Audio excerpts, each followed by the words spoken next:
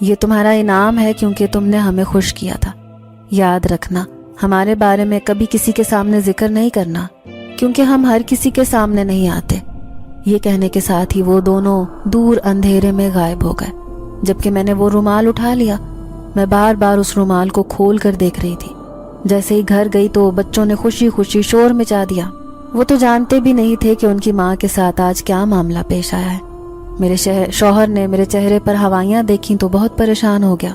اس نے پہلے بچوں سے کہا کہ اپنی ماں کو پانی پلاؤ، پھر وہ مجھے کہنے لگے کہ کیا ہوا فریدہ، کچھ تو بتاؤ، آج اتنی پریشان کیوں ہو؟ کیا کوئی حادثہ پیش آ گیا؟ میں نے کچھ کہے بنا ہی وہ رومال ان کے ہاتھ پر رکھ دیا۔ جیسے انہوں نے وہ رومال کھول کر دیکھا تو حیرت سے بت بن گئے۔ کہنے لگے کیا سچ میں یہ سونے کی انگوٹھیاں ہیں؟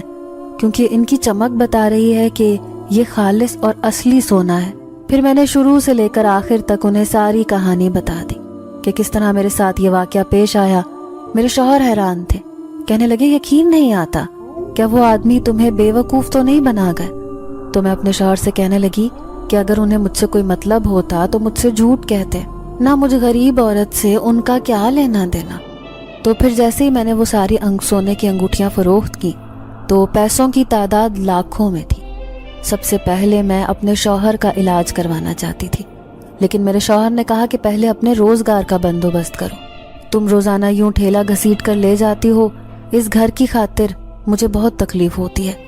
پھر بہت سوچ بچار کے بعد آخر کار میں نے اسی کام کو آگے بڑھانے کا فیصلہ کیا۔ میں کوئی جگہ تلاش کر رہی تھی کہ مجھے ایسی جگہ مل جائے جہاں پر میں اپنی دکان بنا سکوں۔ میں وہاں پر بریانی ہی بیچنا چاہتی تھی، بریانی کی ایک بڑی دکان بنانا چاہتی تھی۔ لیکن ایک دن میں حیران رہ گئی جب ایک آدمی میرے پاس آیا، کہنے لگا کہ میری جگہ خالی ہے، آپ وہاں دکان بنا لیں۔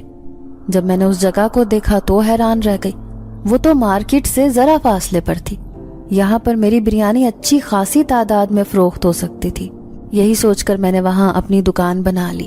ساتھ ہی ساتھ شوہر کا ہسپتال میں علاج بھی چل رہا تھا۔ سارے بچے خوش تھے کہ ہمارے گھر کے حالات بدل گئے۔